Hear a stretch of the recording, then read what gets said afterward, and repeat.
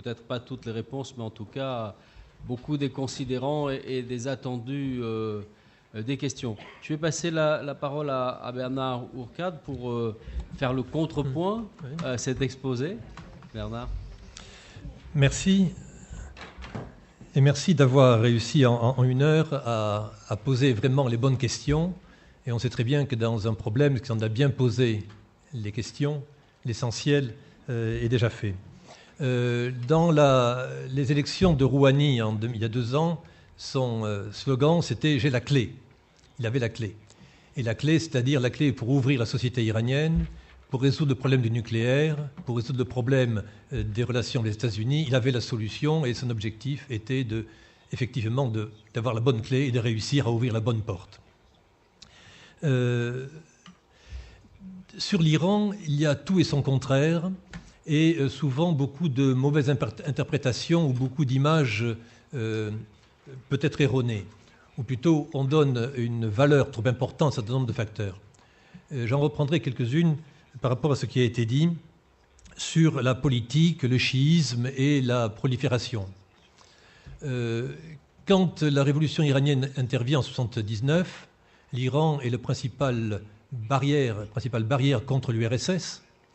Les États-Unis avaient 60 000 militaires en résidence et l'armée iranienne était la plus forte du Moyen-Orient avec celle de la Turquie. Et donc, le Shah d'Iran, comme on vient de le montrer, était le symbole de la stabilité avec un programme nucléaire ami.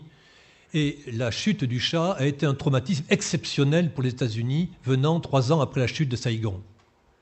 Autrement dit, le changement, ce n'est pas que l'Iran devenait chiite. L'Iran est chiite depuis le XVIe siècle. Donc, ce n'est pas un facteur nouveau. Donc, si je suis M. Saddam Hussein, ou si je suis M. le roi d'Arabie, le fait qu'un ayatollah prenne le pouvoir à Téhéran est un problème, mais ce n'est pas le problème majeur. Le problème majeur, c'est que l'Iran devient une république. Et ne pas oublier qu'au début, c'est vraiment des républicains, des libéraux, la gauche républicaine, schématiquement, libérale, laïque, qui a fait le mouvement révolutionnaire, pris ensuite par les religieux à cause de la guerre Irak-Iran, qui, comme l'a dit le professeur Suzuki à l'instant, a permis de concentrer les pouvoirs entre les mains de Khomeini pendant les 8 années de guerre. Mais au début, le problème, c'est la politique, c'est-à-dire le fait que l'Iran est une république, est devenue une république, c'est un traumatisme politique. Prise en otage des diplomates américains, ça n'ajoute pas pour faciliter les relations, mais je vois, moi, dans cet événement politique, l'élément essentiel. L'Iran a largement été une guerre de Saddam Hussein, certes, pour des buts politiques locaux ou régionaux, mais largement soutenu par tout le monde pour refaire venir le Shah au pouvoir. Et même s'il était mort, son fils ou n'importe qui d'autre, mais non pas les mollahs, qui sont facilement critiquables par leur exotisme, mais la République iranienne, qui était anti-américaine, anti-impérialiste, etc., etc. Autrement dit, on a souvent caché le problème politique derrière la religion, qui est un vrai problème, encore une fois, ce n'est pas neutre, c'est un facteur très important, ou derrière des souvenirs de l'Empire iranien qui remonte à Darius, c'est-à-dire à 500 avant Jésus-Christ. Or, c'est une erreur stratégique. Je travaille sur l'Iran depuis pas mal de temps, et ce qui est caractéristique sur l'Iran, ce n'est pas son impérialisme. L'impérialisme iranien, ça remonte à 2500 ans, leur expérience en la matière est assez limitée. Et ils ont eu depuis pas mal de siècles, au nord l'Empire tsariste, à l'ouest l'Empire ottoman, au sud les pays arabes et à l'est l'Empire britannique, coincé entre 4 empires ou 4 ensembles. Et donc l'Iran, écrasé entre ces différents empires, avait pour seul souhait de rester plus ou moins indépendant. C'était une buffer zone, une zone tampon, et l'Iran, de son côté, a toujours cherché à défendre son territoire, et en ayant évidemment autour de ce territoire une zone tampon qu'il a plus ou moins contrôlée, et ceci depuis toujours. C'est-à-dire la Transcaucasie, l'actuelle Géorgie, Azerbaïdjan, Arménie, la rive est de la Mésopotamie, le golfe Persique bien évidemment, les steppes turkmènes ou les provinces de Hérat en Afghanistan. Sur une zone de quelques dizaines ou centaines de kilomètres, l'Iran, pour des questions de sécurité, regardait ce qui se passe à côté. Ça n'a pas bougé depuis le XVIe siècle. Et aujourd'hui, l'Iran est actif en Mésopotamie, ce qui se passe avec Daesh est très important. Regarde avec attention ce qui est la guerre entre Arménie et Azerbaïdjan, vient de faire un voyage d'amitié au Turkménistan.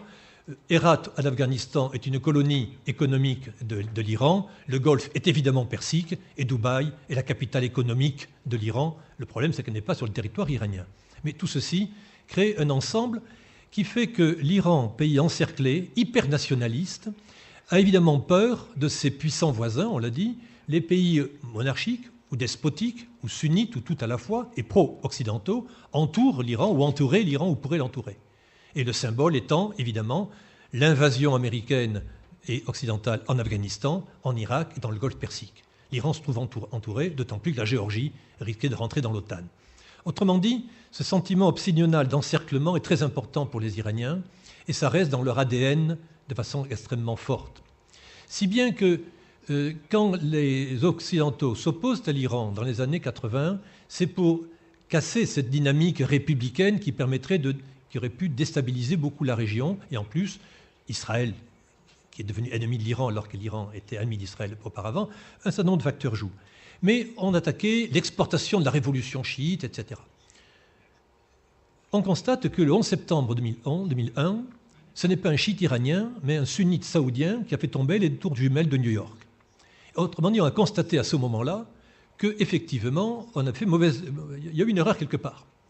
Et que le bon islam sunnite saoudien, un islam conservateur, tranquille, pro-américain, ma foi, a fait pas mal de dégâts, alors que le terrorisme iranien d'État avait certes été très important pendant la guerre Irak-Iran, ne pas l'oublier. Et quand on parle aujourd'hui d'anciens généraux gardiens de la Révolution, du corps des gardiens de la Révolution, ils disent « Oui, nous avons attaqué les soldats français au camp Drakkar, nous avons en 1983 tué plusieurs centaines d'Américains à Beyrouth, nous avons fait la guerre à la France, nous avons fait la guerre aux États-Unis, c'était la guerre. C'était la guerre, ce n'était pas du terrorisme. Et aujourd'hui, les choses ont changé. Et aujourd'hui, nous en tournons la page. Cela dit, ça laisse des traces, tout cela. Et on comprend que les hommes politiques américains ou occidentaux n'aient pas beaucoup de sympathie pour un pays avec lequel, sur le plan idéologique, il y a tellement de distance, parce que le pouvoir chiite, ce n'est quand même pas le laïcisme à la française. Hein. Donc, on comprend les réticences. Et il y avait à ce moment-là, en 2001, la possibilité de voir l'Iran revenir dans les cercles internationaux. L'Iran a beaucoup aidé à la conférence de Bonn. Et à ce moment-là, choc, George Bush dit « axe du mal ». Et l'Iran est remis hors jeu, alors que l'Iran était prêt, comme aujourd'hui, à faire quelque chose. Les Européens, à ce moment-là, interviennent. Et c'est la victoire, c'est bien une victoire diplomatique exceptionnelle. En 2003, 21 octobre, on l'a rappelé, quand De Villepin, Stroh et Fischer vont à Téhéran et en se retroussant les manches en 5 heures de temps, réussissent à imposer le protocole additionnel aux Iraniens. Les Iraniens, qui avaient un programme militaire clandestin à cause de la guerre Irak-Iran, Saddam Hussein faisait une bombe, ils étaient obligés d'en avoir une eux aussi, ce programme militaire qui existait a été démantelé en 2003. Mais on sait très bien que là, il y a une divergence de vue, et je voudrais qu'on en discute éventuellement. Vous avez signalé que les Iraniens n'ont pas respecté leur accord en 2005. Je dirais aussi que les Occidentaux n'ont pas respecté leur accord.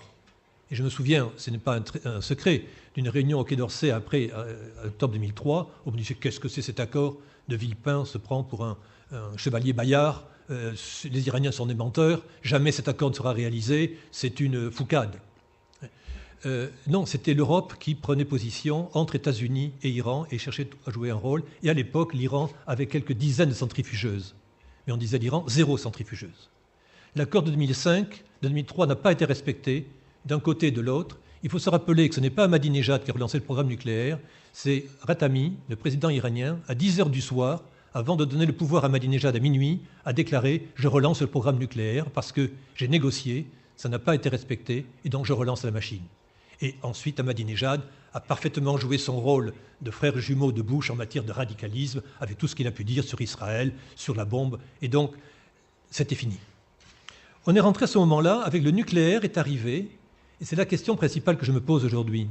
Le nucléaire est arrivé comme un moyen pour dire c'est un rogue state, c'est un État voyou, il faut vraiment que l'Iran change de régime politique. Les Américains, à l'accord de Villepin, ont dit nous ne voulons pas un accord, nous voulons la chute du régime iranien. Regime change était l'effet final recherché, comme disaient les militaires. Et donc pas un accord avec les nucléaires. Le temps a passé, et finalement on a vu les Iraniens, sous la contrainte de l'intérieur, des radicaux qui veulent une bombe atomique, et sous la contrainte extérieure du nationalisme iranien, vous m'interdisez de faire une bombe? Vous allez voir. J'avais 10 centrifugeuses, j'en ai aujourd'hui 20 000. J'enrichis à 5%, je peux enrichir aujourd'hui à 20% facilement, et à 90% s'il le faut, j'ai les moyens. L'Iran, en 2003, n'avait aucune compétence technologique pour faire une bombe atomique. Aujourd'hui, l'Iran a les moyens scientifiques de faire une arme atomique le jour où il le voudra. Et je voudrais poser cette question, est-ce que l'Iran n'est pas aujourd'hui, toute proportion gardée, comme le Japon ou l'Allemagne ou l'Afrique du Sud, un pays qui a la capacité de faire une arme atomique, s'il le souhaitait, dans un délai de 1, 2, 3, 10 ans, je n'en sais rien, mais une capacité, comme un certain nombre de grands pays, et dont l'enjeu, et c'est là la politique d'Obama par rapport à celle de Bush, est de dire le nucléaire iranien, il faut l'arrêter, parce que c'est un danger de prolifération. Si l'Iran a une arme atomique, ça veut dire que la Turquie en aura, l'Arabie saoudite très rapidement, et ça entraîne une situation ingérable.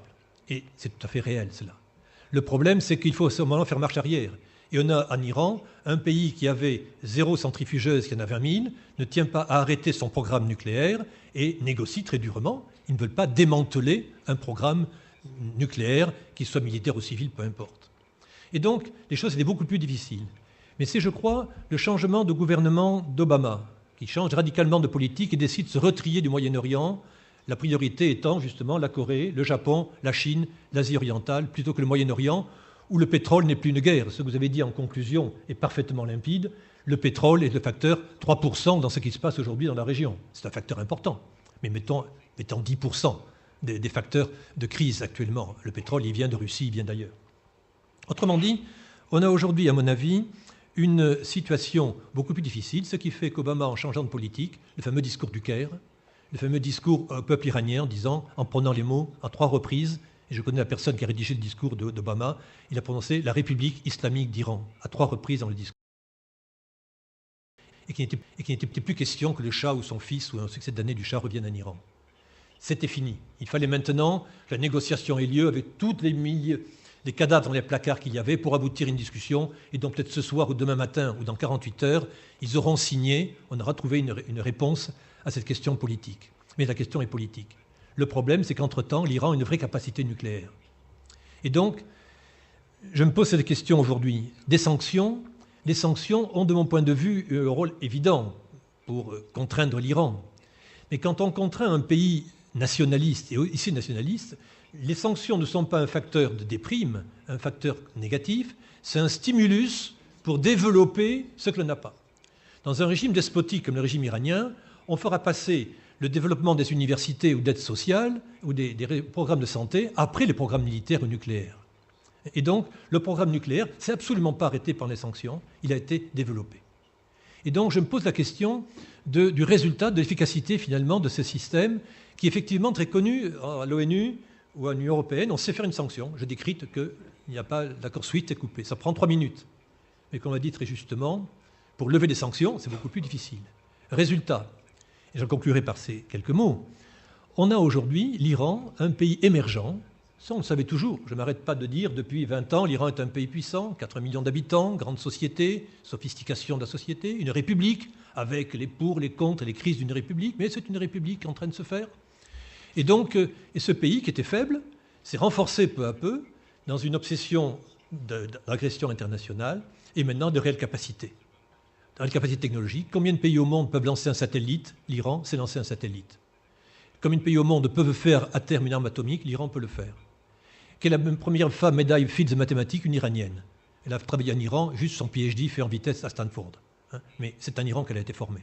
Autrement dit, l'Iran apparaît aujourd'hui comme une grande puissance émergente, et tout le problème, et c'est là la question, c'est que de l'autre côté du Golfe Persique, aujourd'hui largement dominé par les Arabes, il y a l'Arabie saoudite. Il y a les Émirats, qui n'existaient pas il y a 35 ans.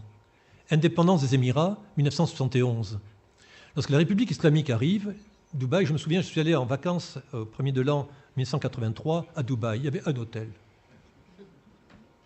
Aujourd'hui, qu'est-ce que c'est? Autrement dit, aujourd'hui, nous avons avec les Émirats, je ne dirais pas les Émirats arabes, je dis avec les monarchies pétrolières, l'Arabie saoudite étant le leader de ce mouvement, un ensemble de populations, de territoires, d'États, qu'ils soient sunnites, chiites, ce n'est pas le problème, d'États qui ont une puissance exceptionnelle. Jamais il y a le problème de Qatar aujourd'hui, qui est un objet politique tout à fait exceptionnel, avec une puissance inimaginable il y a 30 ans. Ces pays sont là, ils ne veulent pas abdiquer. Ils ont travaillé, ils se sont développés avec un tapis rouge, tout leur était dû, tout était ouvert, l'Iran était contrôlé, le containment de l'Iran. Et les négociations, les sanctions contre l'Iran. Ils ont pu faire ce qu'ils ont voulu. Et aujourd'hui, principe de rationalité, l'Iran redevient un pays normal. La porte est ouverte, la clé est ouverte. et donc les Iraniens pourront sortir d'Iran et on pourra aller en Iran. C'est évidemment une révolution terrible, pas tellement pour les Iraniens, mais pour l'Arabie saoudite. Résultat, on a aujourd'hui 2 gendarmes pour un golfe. 2 gendarmes pour un golfe. Et quand on voit en Arabie saoudite le régime de Bachar el-Assad vaciller, régime ami de Téhéran, immédiatement l'Arabie saoudite envoie ses amis, les djihadistes, depuis toujours. Les anciens du Yémen, les anciens d'Afghanistan, les anciens d'Algérie, de Tchétchénie, de Bosnie sont là. Ces troupes arrivent, évidemment, éliminent les démocrates, c'est vite fait. Résultat, ça donne Daesh. Pourquoi ? Parce que l'Arabie saoudite voulait profiter de l'occasion pour couper l'arc chiite, comme on disait. Résultat, 250 000 morts en Syrie et les millions de réfugiés. Et Daesh qui apparaît. Aujourd'hui, il y en a donc 2 pays, 2 puissances émergentes, Iran et Arabie saoudite. Et pour conclure, je dirais ceci, ce n'est pas l'opposition sunnite-chiite, c'est l'opposition peut-être entre un arc des républiques. Kaboul, Téhéran, Bagdad, Damas, Beyrouth sont des républiques en devenir. Mais les régimes républicains, la constitution est républicaine. Tous ont des problèmes majeurs. De l'autre côté, vous avez de Oman des monarchies. Est-ce que ce n'est pas un axe des monarchies contre un axe des républiques? Les 2 systèmes cherchant à se défendre, bien évidemment, mais avec des moyens différents. Et donc là, on a peut-être une lecture un peu différente, politique et non plus idéologique des choses. La question que je poserai maintenant, M. Kouroki, c'est de savoir, est-ce que finalement le nucléaire et la crise du nucléaire n'a pas été du temps perdu, puisqu'aujourd'hui le problème c'est Daesh, ce n'est plus la bombe atomique iranienne.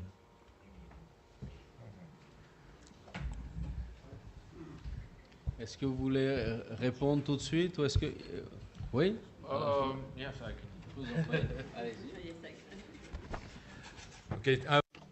Eh bien, je vous remercie pour cette intervention. Vous avez dit beaucoup de choses extrêmement intéressantes. À franc-parler, je ne suis pas vraiment expert de l'Iran.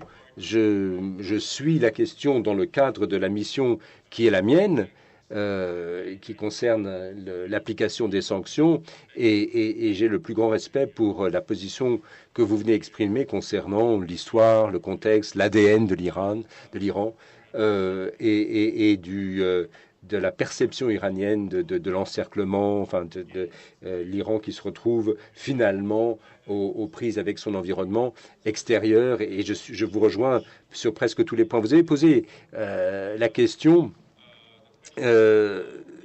du protocole additionnel de 2003, où vous n'avez pas tort. Vous n'avez pas tort. C'était les 2 parties qui, finalement, ont manqué aux dispositions de ce protocole additionnel. Alors, malheureusement, le monde n'est pas un lieu de justice. Le traité de non-prolifération est peut-être au summum de cette iniquité. Vous avez l'idée, c'est que les rapports destinés au Conseil de l'AIEA sont ensuite transmis au Conseil de sécurité des Nations Unies, qui à son tour est une institution extrêmement très inique et prend des décisions très injustes. Alors, c'est vrai que les 2 parties sont en tort, mais il se trouve que les partis au pouvoir, ou en tout cas au pouvoir décisionnel, se trouvaient d'un côté de la barrière et pas de l'autre. Alors, il est vrai que les torts étaient partagés, mais il se trouve que seul l'Iran s'est retrouvé, disons, pris en faute. Alors, deuxième question, est-ce que l'Iran pouvait devenir un pays nucléaire, disons, pacifique, normal, pour ainsi dire? Je pense que oui. Je pense que oui. Il me paraît tout à fait possible que l'Iran peut se servir de l'énergie nucléaire à des fins pacifiques, civiles, mais pour autant, il reste tout un ensemble de questions qui restent sans réponse, qui montrent que à ce jour, la possibilité reste là. Par exemple, le Japon, non seulement a signé le protocole additionnel, mais a également accepté ces inspections de l'AIEA, justement pour s'assurer que l'activité nucléaire japonaise ne soit pas détournée à des fins militaires. Et à propos, à l'exception de l'Iran, le Japon est le seul pays signataire du traité de non-prolifération qui dispose de capacités d'enrichissement des combustibles nucléaires. Hein. Nous avons des installations de traitement et des centrifugeuses, et cela en soi pose d'ailleurs problème, mais compte tenu de la posture politique japonaise et de l'engagement qu'est celui du Japon envers la IEA et toute la notion donc du maintien, en tout cas du maintien de des dispositions du traité de non-prolifération vers les pays signataires, de ce fait, le Japon à cela. Et il en va de même pour l'Iran qui doit pouvoir gagner la confiance des autres pays, et pour ce faire, elle doit faire preuve de transparence. Or, le problème là, c'est que l'Iran, au contraire, a fait toute une histoire quand les équipes de l'AIEA ont essayé de mener des inspections en Iran ou d'accroître la transparence en Iran. Alors ça, cette attitude doit changer si l'Iran veut être considéré comme un pays entre guillemets normal. Alors, quant au rôle des sanctions et leur efficacité, oublions un instant que je fais partie du panel d'experts sur les sanctions. Je vous dirais ceci. Les sanctions des Nations Unies ne fonctionnent pas. Hein. Je crois qu'il faut être clair là-dessus. Si on s'intéresse uniquement à la question nucléaire, inévitablement, on incite les pays à contrevenir à ces dispositions. L'Iran redouble d'imagination pour contourner les sanctions. Alors, ce qui est intéressant, c'est que les sanctions onusiennes, donc, apportent aux autres sanctions une forme de légitimité. Et ça n'est pas la même chose que, par exemple, les sanctions contre la Russie autour de l'Ukraine. Les sanctions contre la Russie ne viennent pas des Nations Unies. Et évidemment, si c'était le Conseil de sécurité, les Russes opposeraient leur veto à toute sanction. Mais les sanctions contre la Russie sont unilatérales en provenance des États-Unis et de l'Union européenne. Alors, quant à leur efficacité, là encore, je dirais, elle n'est pas formidable. Mais la grande différence entre les sanctions unilatérales et les sanctions multilatérales des Nations Unies, c'est que celles-ci relèvent de ce qu'on appelle le chapitre 7, autrement dit, tous les États membres des Nations Unies sont tenus d'appliquer ces sanctions. Alors, dans une certaine mesure, les sanctions fonctionnent lorsqu'elles s'accompagnent des sanctions européennes et américaines, mais ça n'est pas... Enfin, ces sanctions, paradoxalement, ont un effet pervers. Hein. On essaye de... elles ont surtout pour effet de contrarier, de diminuer la puissance de l'Iran, mais elles ne l'incitent pas à respecter les règles qu'on lui demande de respecter. Alors justement, ces règles concernent la recherche et le développement, et l'une des incitations justement qu'on pourrait apporter à l'Iran pour respecter le protocole additionnel, et qui n'a d'ailleurs pas fait l'objet d'accords entre les P5+1, c'est toute cette question de confiance. Hein. Si l'Iran continue de faire de la recherche, du développement à des fins nucléaires, évidemment, les partenaires de négociation, les P5+1, craignent que ce travail de recherche aboutira à la construction d'armes nucléaires. Alors moi, j'ai une assez bonne idée de ce que fait l'Iran, et je ne pense pas que l'Iran se dirige vers cette voie-là, mais ceux qui ne le savent pas se diront naturellement et automatiquement que telle est l'ambition secrète de l'Iran. Donc il y a vraiment une question de confiance, c'est le cas de le dire, qui se pose autour de cela. Et les négociations nucléaires, qui perdurent depuis si longtemps, ont été justement une perte de temps dans une large mesure. Il faut bien voir que la problématique du Moyen-Orient ne concerne pas... disons que la part